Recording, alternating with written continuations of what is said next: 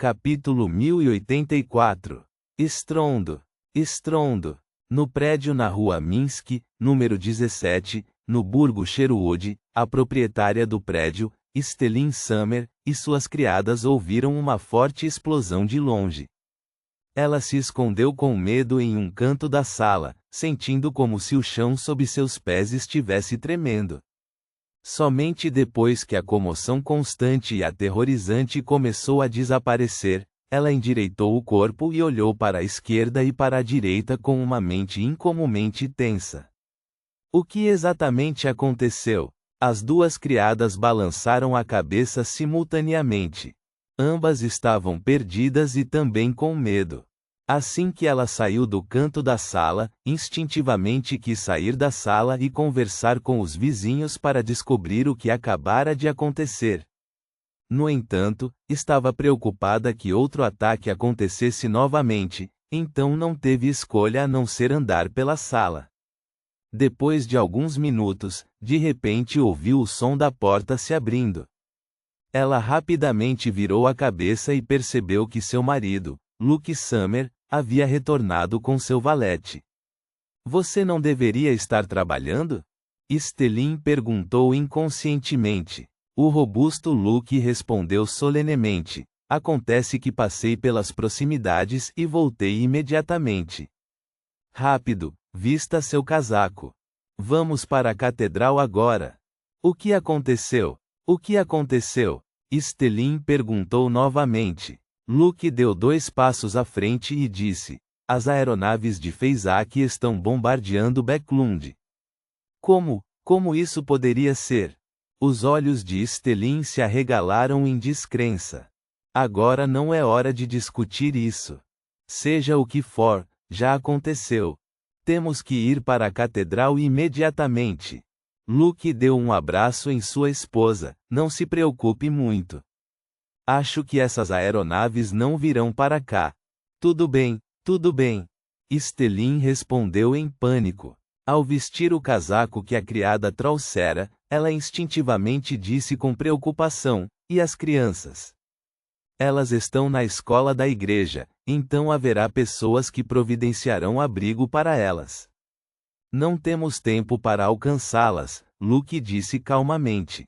Tudo bem.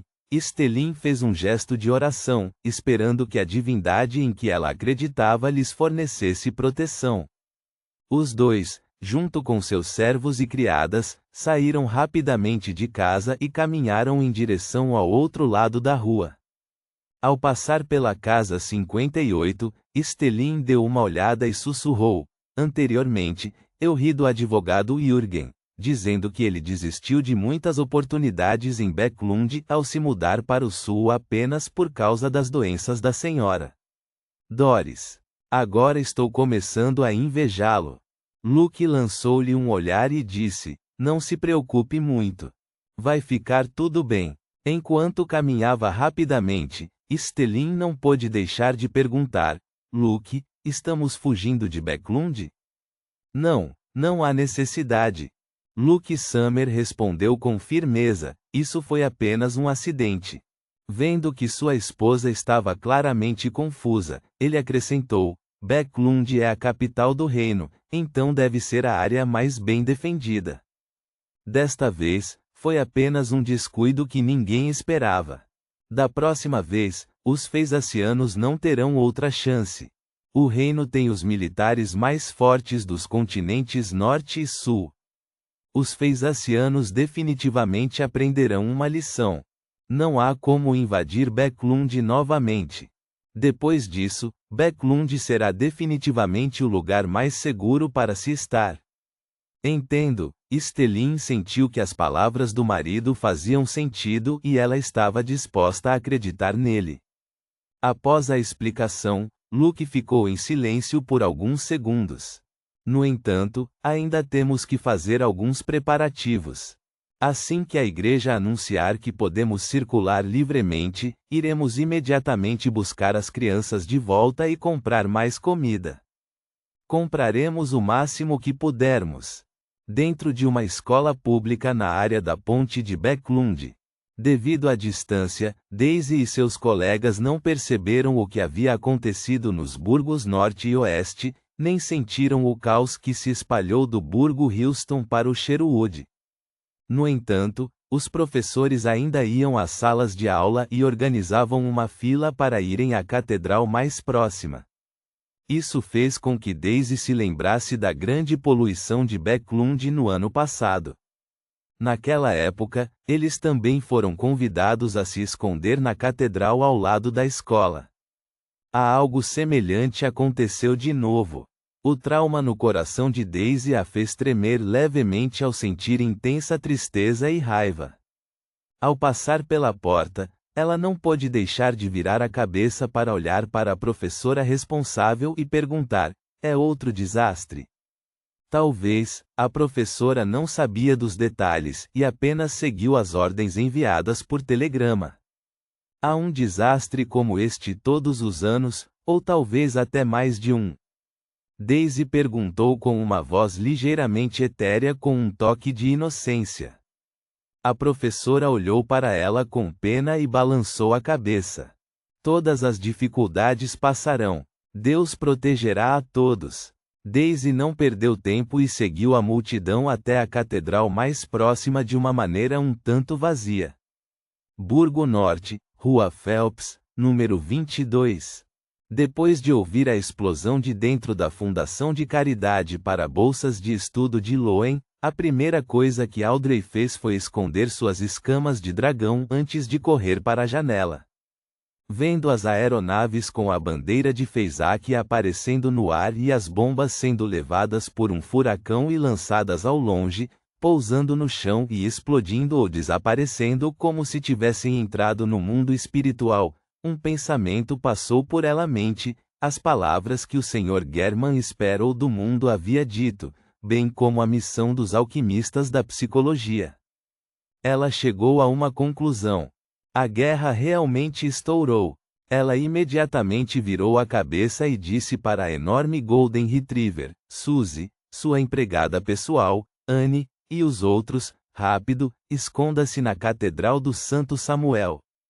Embora Audrey não soubesse como lidar com um ataque aéreo, a educação que recebeu desde tenra idade lhe dizia para ir a uma catedral o mais rápido possível caso encontrasse perigo. Na verdade, ela instintivamente quis voltar correndo para o Burgo Imperatriz para proteger sua mãe. No entanto, considerando que Anne, os outros criados e funcionários eram pessoas comuns que não tinham experiência e capacidade para lidar com crises, ela não teve escolha senão cuidar deles e acompanhá-los à Catedral do Santo Samuel.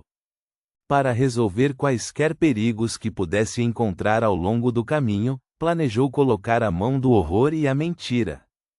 Por um lado, ela poderia distorcer a trajetória dos projéteis, enquanto, por outro lado, poderia controlar as chamas e acionar as bombas antecipadamente. Diante de ataques de longo alcance, os poderes Beyonder do caminho do espectador não foram de fato eficazes. Enquanto protegia secretamente os seus servos e o pessoal da fundação, ela entrou com sucesso na Catedral do Santo Samuel e viu alguns bispos e padres aproximando-se dela. Senhorita Audrey, você não precisa se preocupar com o conde e sua esposa, assim como com Lord Hibert. Eles têm pessoas para protegê-los. Um ataque aéreo como este não irá prejudicá-los. Além disso, você também sabe o quão grande é o porão da sua família e quão forte ele é. Um dos bispos rapidamente a trouxe para o lado para consolá-la. Depois de tirar as luvas, ela assentiu e reconheceu as palavras do bispo. Ela não estava mais com pressa de voltar para casa e perguntou: como está a situação atual? Os Feisacianos perderam 2 aeronaves e avançaram em direção ao Burgo Oeste. Não se preocupe, todas as defesas foram reunidas. Eles não causarão mais danos. Após uma simples troca de palavras, o bispo conduziu o grupo de Audrey em direção à área subterrânea da catedral. E mais abaixo era onde os falcões noturnos estavam ativos. Rua Boquilund, número 160. O mordomo Walter e um grupo de criados se esconderam em uma área subterrânea que servia de adega. Isto foi feito sob as ordens de Duane Dantes, e este cavalheiro saiu para encontrar o bispo Electra com seu criado. Após um período de tempo desconhecido, Walter e companhia ouviram uma batida na porta.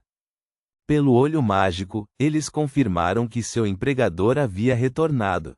Não há mais ataques agora, mas é melhor vocês se esconderem na Catedral do Santo Samuel por um tempo, disse Klein enquanto inspecionava a área.